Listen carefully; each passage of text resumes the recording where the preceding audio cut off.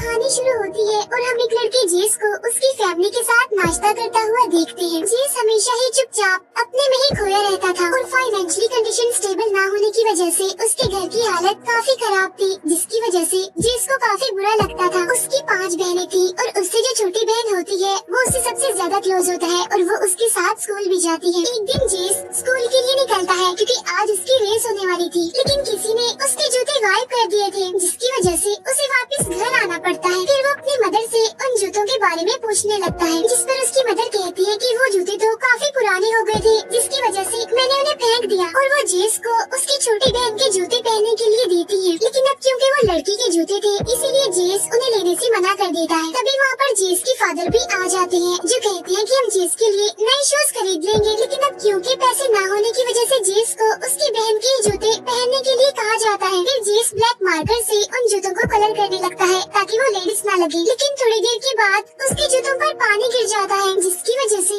वो black colour उतरने लगता है। इसी दौरान उसकी स्कूल बस भी वहाँ पर आ जाती है और जेस रोते हुए भागता है अपने स्कूल बस की तरफ। फिर नेक्स्ट सीन में हम जेस को उसकी क्लासरूम में देखते हैं, जहाँ पर लड़कियों वाले जूते पहनने की वजह से 2 लड़के उसे परेशान करने लगते हैं। इसी दौरान उनकी क्लास में प्रिंसिपल आते हैं, उनके साथ एक लड़की भी होती है जिसका नाम लेज़ली होता है। वो लेज़ली को पूरी क्लास के साथ इंट्रोड्यूस करवाते हैं, क्योंकि वो स्कूल में नहीं आई थी। अब टीचर सारे बच्चों को हॉबीज पर ऐसे लिखने के लिए देती है, जिसे सभी बच्चों को अगले दिन क्लासरूम में पढ़ना होगा। क्लास खत्म होने के बाद इन सबकी रेस होने वाली थी, जिसमें जेस भी पार्टिसिपेट करने वाला था। तब लेज़ली भी इस रेस में हिस्सा लेती है। फिर जब रेस स्टार्ट होती है तो सबसे आगे जेस था, लेकिन देखते ही देखते लेज़ली सबसे आगे आ जाती है और वो सबको हराते हुए ये रेस जीत जाती है। इस बात से लेज़ली बहुत खुश होती है और वो जेस का हाथ पकड़कर उसे उठाकर आगे बढ़ना चाहती थी, लेकिन जेस तो चुपचाप वहाँ से निकल जाता है, क्योंकि जेस को काफी बुरा फील हो रहा था। स्कूल खत्म होने के बाद जब वो अपनी बहन के साथ बस में बैठकर घर जा रहा होता है, तब लेज़ली भी उसी बस में होती है और वो भी उसी जगह पर उतरती है जहाँ पर जेस और उसकी बहन उतरे थे। अब जेस को लग रहा था कि शायद वो उसका पीछा कर रही है, लेकिन कुछ देर के बाद वो बताती है कि मैं यहाँ पर नहीं आई हूँ और पास में ही मेरा घर है। नेक्स्ट डे स्कूल में फिर से 2 लड़के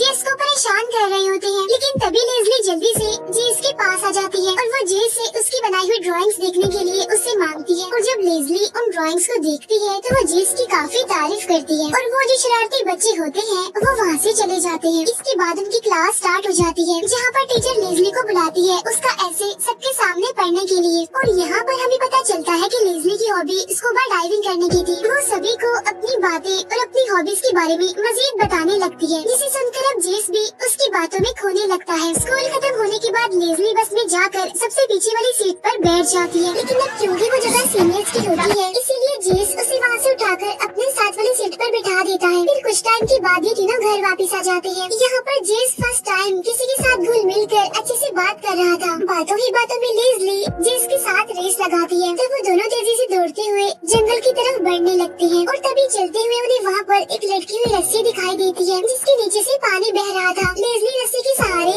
पानी की दूसरी साइड पर पहुँच जाती है, लेकिन जेस ये सब देखकर दूसरी तरफ आने के लिए मना कर देता है, लेकिन बाद में वो लेज़ली के कहने पर उसकी हेल्प से दूसरी साइड पर आ जाता है। वो दोनों जंगल में काफी आगे तक आ गए थे, जहाँ आगे बढ़ने पर उन्हें वहाँ एक खराब गाड़ी खड़ी हुई दिखती है। तब लेज़ली उसे अपनी घोड़ा गाड़ी इमेजिन करने लगती है। फिर थोड़ा आगे जाने पर उसे वहाँ पर एक ट्री हाउस दिखता है। लेज़ली इस पूरी जगह को एक खूबसूरत जगह इमेजिन करने लगती है। ऐसा लग रहा था कि ये उसका कैसल है और वो एक प्रिंसेस है और उसके आसपास यानी सारे जंगल में रहने वाले लोग उसे देखने के लिए आए हैं। यानी अगर कहा जाए तो अपनी ड्रीम की दुनिया में आ गई थी। लेज़ली उस टूटे हुए ट्री हाउस को ही अपना कैसल मानने लगती है और जोर जोर से चिल्लाते हुए आसपास के लोगों को इमेजिन करते हुए वो बोलती है कि मैं तुम्हारी रानी हूँ और मैं तुम सबको बचाने के लिए आ गई हूँ और अब से मैं तुम्हारी प्रोटेक्शन करूँगी। और तभी आसपास से तेज हवाएं चलने लगती हैं और लेज़ली की खुशी का तो कोई ठिकाना ही नहीं होता।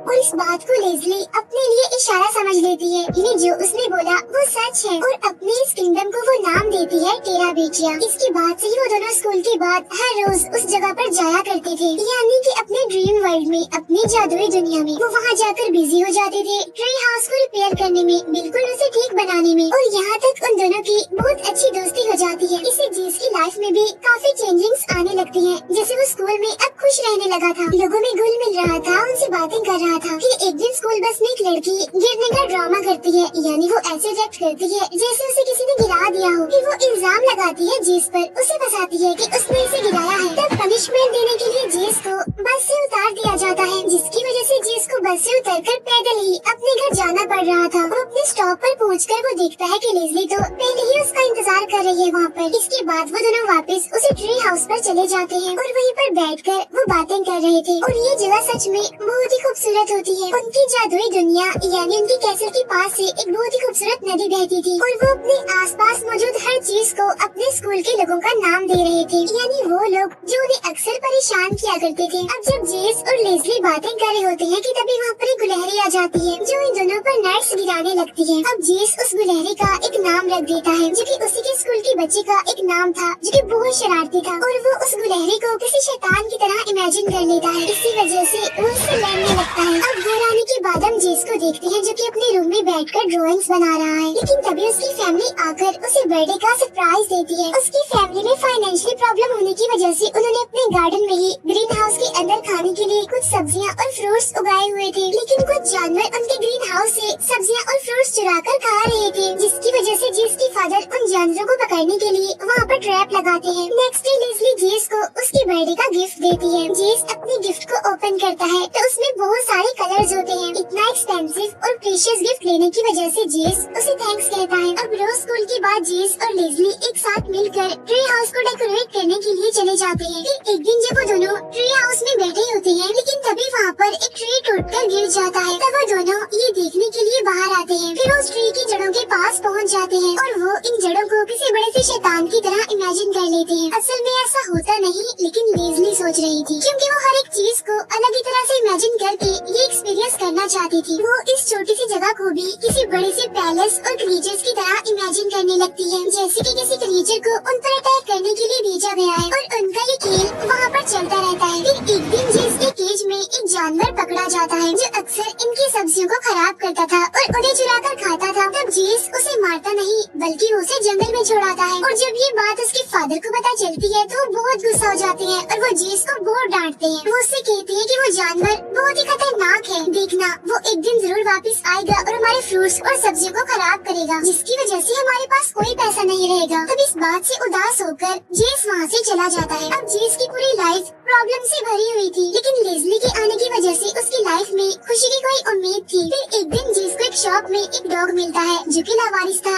यानी वो किसी का भी नहीं था। तब जेस उस डॉग को अडॉप्ट कर लेता है और वो लेज़ली को एज अ गिफ्ट उसे दे देता है। तब लेज़ली तो ये देखकर बहुत खुश हो जाती है और वो उस डॉग को प्रिंस कहकर बुलाने लगती है और वो उसे अपनी जादुई दुनिया की रखवाली करने के लिए रख लेती है। इसके बाद वो दोनों फिर से अपने डॉग के साथ अपनी जादुई दुनिया में चले जाते हैं, लेकिन तभी उन्हें अपने सामने एक जायंट ट्री चलता हुआ दिखता है। तब लेज़ली उसे देखकर अपने ड्रीम वर्ल्ड में खो जाती है और वहाँ चली जाती है और वो जायंट ट्री का भी कोई नाम रख देती है। वो उसे उस लड़की का नाम देती है जो कि सबको तंग करती है। फिर वो दोनों उस जायंट ट्री को देखकर वहाँ से भागने लगते हैं। इसके बाद वो वापस अपने ट्री हाउस में आ जाते हैं।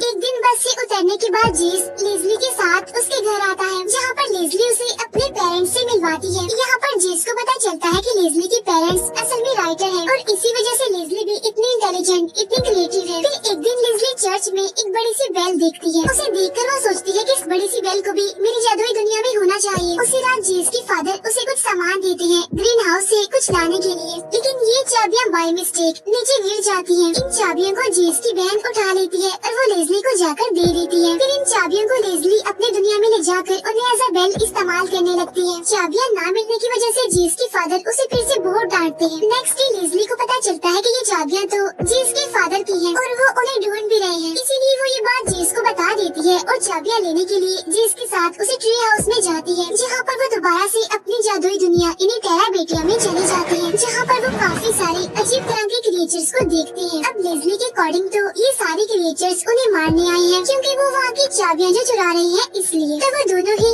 अपने ख्यालों में डरने लगते हैं, लेकिन लेज़ली किसी तरह करके जेस को संभालती है और वो वहाँ क्रिएचर से लड़ते हुए चाबियाँ वापस लेकर आ जाते हैं। चाबियाँ लाकर जेस सीधा अपने फादर को दे देता है। अब जेस जब अपने अपने रूम में बैठा होता है तो उसके पास उसकी म्यूजिक टीचर की कॉल आती है और वो जेस को एक आर्ट म्यूजियम देखने के लिए इनवाइट करती है। तब जेस अपनी मदर को बताता है कि मैं आर्ट म्यूजियम देखने जा रहा हूँ। इसके बाद वो टीचर के साथ म्यूजियम चला जाता है। जब शाम को जेस अपने घर वापस आता है तो अपनी पूरी फैमिली को रोते हुए पाता है। तब उसकी मदर उसे डांटते हुए पूछती है कि कहाँ गए थे तुम, जिस पर वो कहता है कि मामा मैंने आपको बताया तो था कि मैं अपने टीचर के साथ म्यूजियम जा रहा हूँ। तभी उसके फादर रोते हुए उसे बताते हैं कि तुम्हारी फ्रेंड लेज़ली मर गई है। फिर वो कहते हैं कि लेज़ली जंगल में रस्सी के सहारे नदी के उस पार जाने की कोशिश कर रही थी, लेकिन रस्सी टूटने की वजह से वो नीचे पानी में गिर गई और पानी में डूबने की वजह से उसकी मौत हो गई। ये सुनते ही जेस पूरी तरह से टूट जाता है और काफी दुखी हो जाता है। उसे इस बात का यकीन ही नहीं आ रहा था कि उसकी बेस्ट फ्रेंड अब इस दुनिया में नहीं रही, वो मर चुकी है। और जब वो लेज़ली के घर जाता है तो उसके फादर भी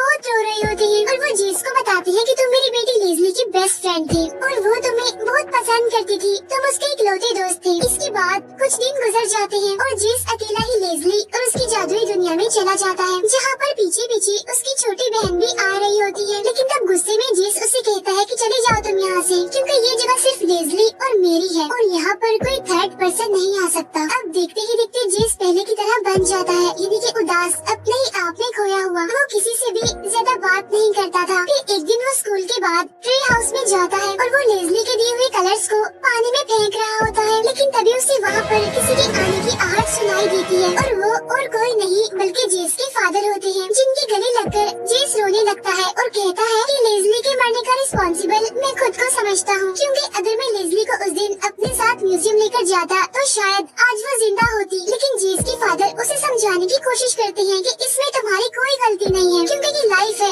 जो ऐसे ही चलती है। फिर वो जेस को रिलैक्स करते हुए अपने साथ ले जाते हैं। कुछ टाइम के बाद हम दिखते हैं कि लेज़ली की फैमिली इस एरिया को छोड़कर जा रही है और जब जेस उन्हें दिखता है तो भागकर उनके पास जाता है और उनसे पूछता है कि आपके घर के सामने जो लकड़ियाँ हैं मैं उन्हें यूज कर सकता हूँ। तब लेज़ली के फादर अपसेट होते हुए जवाब देते हैं कि हाँ बिल्कुल कर सकते हो। तब जेस उन लकड़ियों से उस जंगल में जाकर ब्रिज बनाता है ताकि उसके ऊपर से गुजरकर नदी की दूसरी साइड पर जाया जा सके। जेस अपनी छोटी बहन से अपने मिसबिहेव करने पर माफी मांगता है और वो उसे ब्रिज दिखाने के लिए ले जाता है जो कि उसने बनाया था। वो उसे वहाँ का ट्री हाउस दिखाते हुए कहता है कि ये जगह एक पूरा कैसल है और तुम इसकी प्रिंसेस हो। यहाँ पर जितने भी लोग आए हैं तुम्हें देखने के लिए आए हैं। तब ये सुनकर जेस की बहन भी उन सारी चीजों को वैसे इमेजिन करने लगती है जैसे कि लेज़ली किया करती थी, अपना ड्रीम वर्ल्ड, अपनी जादुई दुनिया समझकर, जिसमें कि वहाँ पर रहने वाले टेराबेटियन उन्हें वेलकम करते हैं। और ये प्यारी सी मूवी यहीं पर एंड हो जाती है। Thank you for watching.